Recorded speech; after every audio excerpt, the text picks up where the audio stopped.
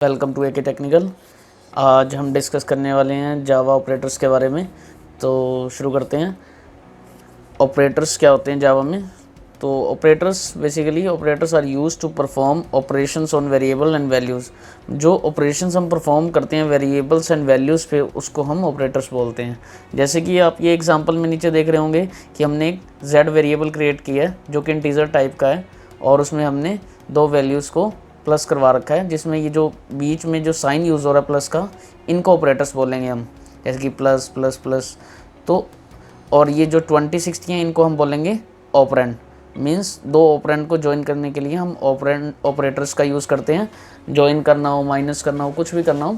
तो ऑपरेटर्स भी जावा में बहुत तरह के होते हैं, तो वो डिस्कस करते हैं कौन कौन से जावा में ऑपरेटर्स होते हैं।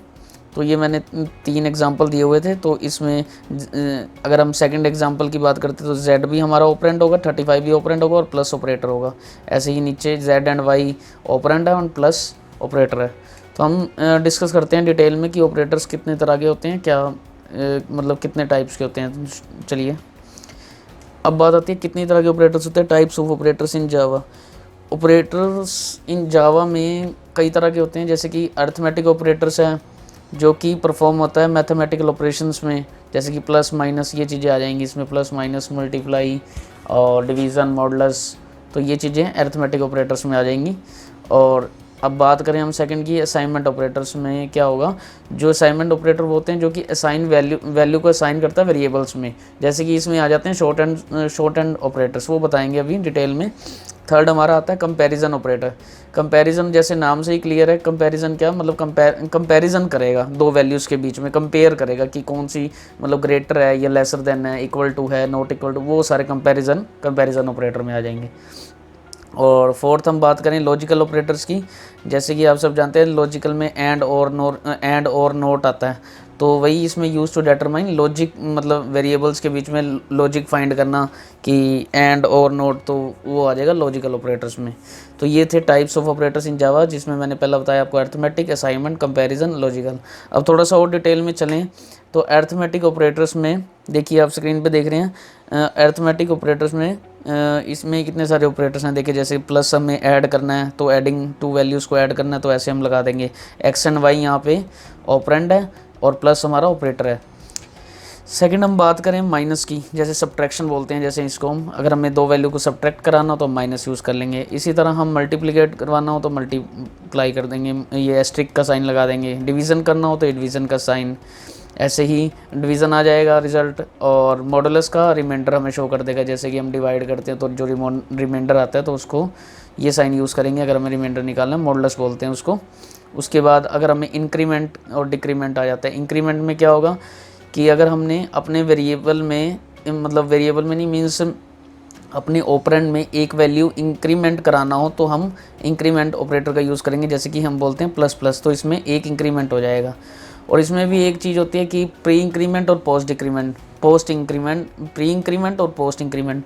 अगर आप ये पहले प्लस लगा देंगे इसके एक्स से पहले तो ये प्री इंक्रीमेंट हो जाएगा, और एक्स के बाद या दो प्लस लगा देंगे तो पोस्ट इंक्रीमेंट हो जाएगा। होगा हमेशा वन ही ऐड, मतलब वन ही इंक्रीज़ होगा। बस ये होगा कि आगे हम इसको डिटेल में समझेंगे कि प्री और पोस्ट में क्या डिफरेंस होता है। बस ये होता है कि हम प्लस पहले लगा देते हैं और बाद में लगाते हैं, वैसे कोई प्रॉब्लम नहीं है, मैं आगे आपको डिटेल में बता दूंगा। अभी आप ये समझिए कि इंक्रीमेंट ऑपरेटर एक इंक्रीज़ करना हमारे ऑपरेंड में।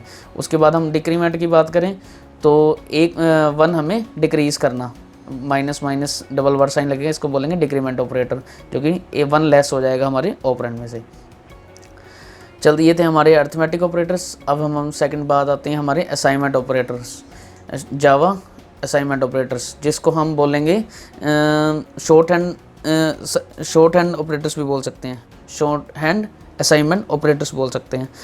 तो अब बात करें शॉर्ट हैंड असाइनमेंट ऑपरेटर्स की, असाइनमेंट ऑपरेटर भी बोल सकते हैं। तो जैसे कि इसमें आप स्क्रीन पे देख रहे हैं इक्वल टू है, जैसे कि ये इक्वल टू है, तो अगर हमें कोई वैल्यू असाइन करानी हो डायरेक्ट हम 5 असाइन करा देते हैं नॉर्मल सी। अब बात आती है ये प्लस इक्वल टू का क्या मतलब है। जैसे कि आपने यहाँ पे हमें मीन्स मीन्स पहले ये समझिए कि शॉर्ट मतलब जावा असाइनमेंट ऑपरेटर्स में हम इनको शॉर्ट हैंड असाइनमेंट ऑपरेटर क्यों बोलते हैं, क्योंकि इसमें मेन कुछ खास ये मकसद होता है कि हमारा जो वर्क है थोड़ा सा इजी हो जाए, और कुछ नहीं है। जैसे कि शॉर्ट हैंड हम इसलिए बोलेंगे, जैसे प्लस इक्वल टू हमने टाइप किया यहाँ पे, तो हम इसको ऐसे लिख देंगे, जैसे कि एग्जांपल में दे रहे हैं एक्स प्लस इक्वल टू 3। इसका मतलब क्या है, ये देखिए, इसका मतलब ये है एक्स में क्या हुआ कि जो 3 है ऐड हो गया एक्स में, और मतलब एक्स ऑपरेंड में हमारा 3 प्लस हो गया, और उसमें जो प्लस हुआ एक्स में वही हमें किसने में डलवा दिया, एक्स में ही हमने दोबारा वो वैल्यू डलवा दी। जैसे कि अगर हमें माइनस करना है तो हम ऐसे लिखेंगे एक्स माइनस इक्वल टू 3, और इसका मतलब अगर हम जानेंगे तो ये होगा एक्स में से 3 लेस होके फिर एक्स में ही वैल्यू वो असाइन हो रही है। तो इसको हम शॉर्ट हैंड असाइनमेंट ऑपरेटर बोलते हैं, क्योंकि थोड़ा सा अगर हम इसको ये जैसे हमने सेम एज में लिखा है, तो इसको ऐसे लिखने की बजाय हम इजी थोड़ा सा मतलब अपना वर्क इजी करने के लिए ऐसे लिख लेते हैं, बस और कुछ नहीं है। और अगर हम एस्ट्रिक इक्वल टू की बात करें तो एक्स में एक्स वेरिएबल में 3 मल्टीप्लाई होके एक्स में ही असाइन हो रही है वैल्यू। ऐसे ही ये हमारा डिवीज़न आ जाएगा, same as it is. Modulus भी सेम इसी तरह।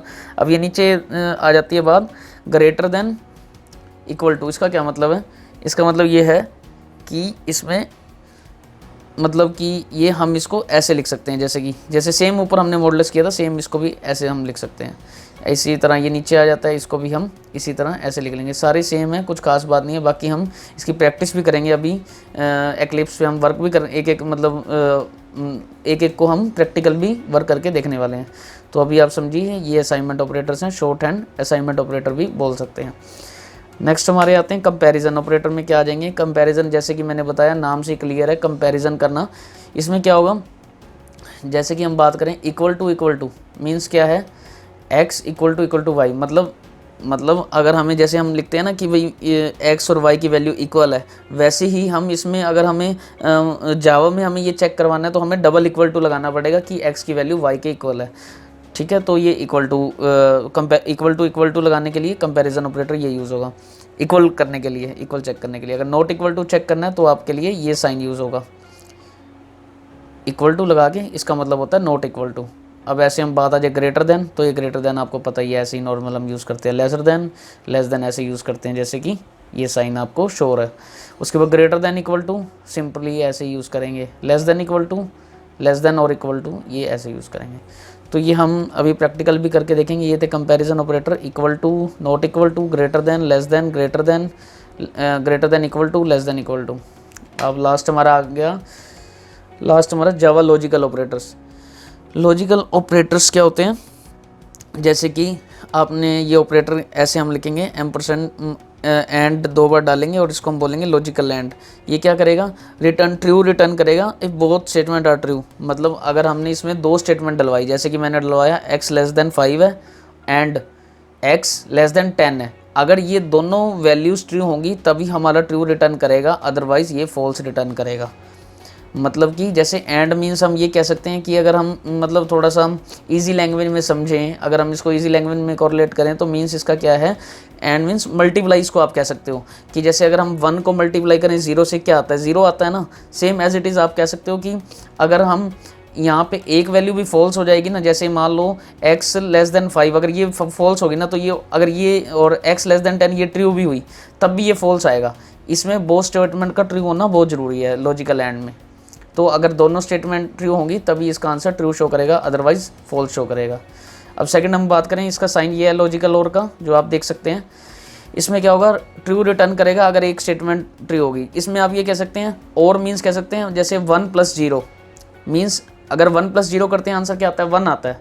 तो मतलब इजी लैंग्वेज में समझने के लिए है सिर्फ ये, लेकिन तो आपने लगाना यही ऑपरेटर है। अगर मान लो इसमें से एक वैल्यू भी ट्रू होगी तो हमारा ट्रू रिटर्न करेगा, अगर एक वैल्यू भी फॉल्स होगी एक तो ट्रू ही रिटर्न करेगा। वो एंड में था, अगर इसमें से दोनों वैल्यू ट्रू है तब भी ट्रू करेगा। मतलब इसमें ऐसा ज़रूरी नहीं है और में एंड की तरह कि इसमें अगर एक वैल्यू भी 0 होगी तब भी काम हमारा चलेगा, मतलब तब भी हमारा ट्रू रिटर्न करेगा। 1 + 0 1, अगर 0 + 0 तब फॉल्स आएगा, वैसे मतलब ट्रू ही आएगा, मतलब ऐसी कोई प्रॉब्लम नहीं आएगी।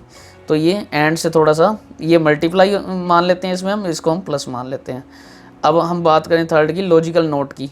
लॉजिकल नोट क्या होगा, इसमें क्या होगा, जो भी आपने, जैसे मैंने ये स्टेटमेंट यहाँ पे टाइप की, ये मतलब अपोजिट देगा हमेशा। अगर हमारा आंसर ट्रू होगा तो हमेशा उसका अपोजिट फॉल्स कर देगा।